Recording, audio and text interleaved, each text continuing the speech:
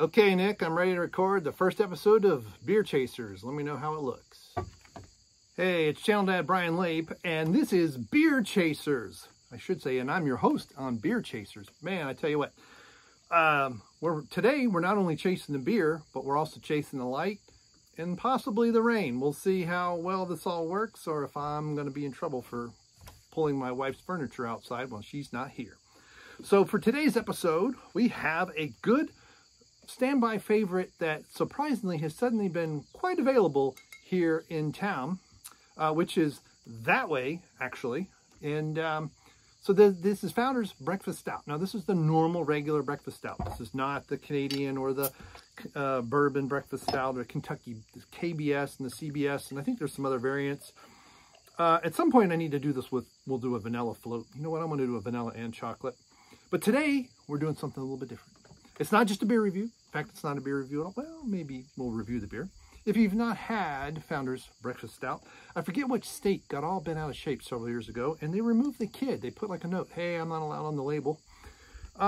It's an oatmeal chocolate coffee. So double chocolate, coffee, oatmeal, stout, right?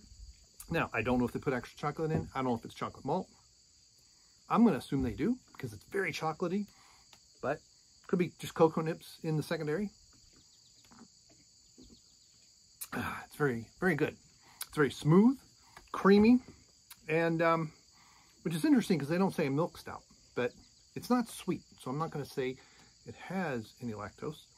But you can see in this stone glass, nice dark brown head, or I guess medium brown head. Very dark beer, very nice. It's kind of intimidating by its coloring, but it's not intimidating by its flavor. It's very inviting, very warming. And it's, I want to say 6%. I don't know what I want to say. So anyway, Grand Rapids, 8.3. So I'm not even close. I'm a little wild. And I can't really tell what's going to be cut off or not. So this is going to be interesting. So we're going to chase it with something. Now, I'm not made of money. And the reason I don't have a full bottle of Bacardí rum sitting here is because some of y'all don't click like, and some of y'all don't share the videos.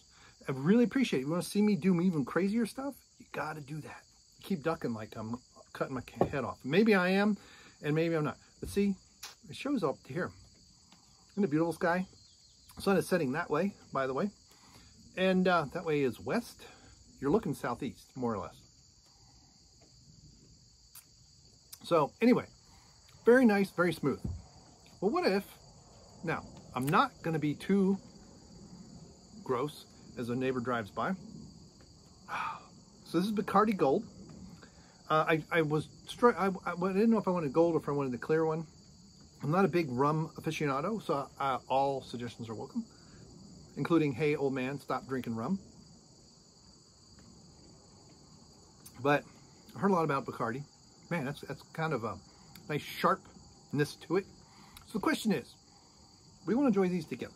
How do we want to do it? Do we want to beer first, and then a little bit of rum, or rum first, a little bit of beer? Well, tell you what, let's do the first one. And that means I'm going to hold a little bit of beer, and then I'll pour some rum in.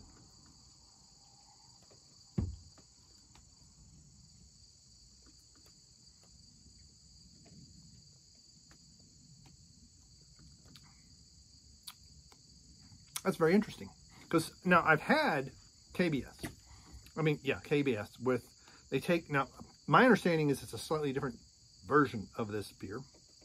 And they put it in bourbon barrels and age it. And that's why it's Kentucky Breakfast Stout. So I've had that bourbon flavor, and a lot of vanilla tends to come out. And depending on the type of bourbon, maybe there's a little bit of kick, maybe there's a little bit of a bitterness, depending on the bourbon. And I'm sorry that I keep ducking because there's a number above my head when I'm looking at my phone. So yeah, somewhere I've got a GoPro, and I really ought to try a GoPro. My camera's too old for this background. So another thing I want to update is my Nikon camera. Again, please click like and please share the links, or this channel might go away.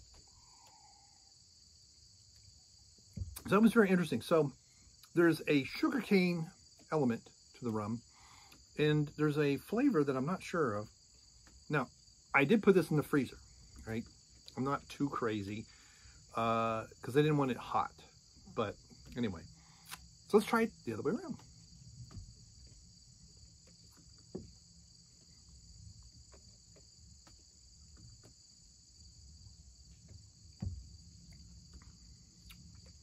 I like it better that way.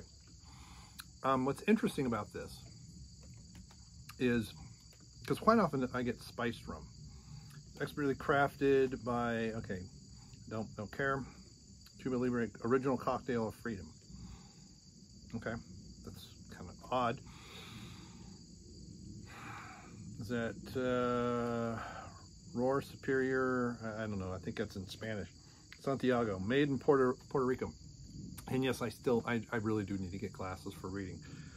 For a while, my eyes were getting better, and now they're just going. So that's very interesting.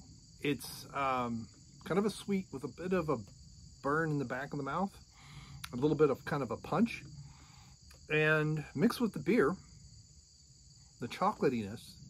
I think it mixes better rum first. Remember, it's not spiced rum. There's a coconut rum I'm going to try with this as well. But rum first, beer, I like better. So in this case, it's a liquor chaser or rum chaser, not the beer chaser. But I'm not just going to pour it in.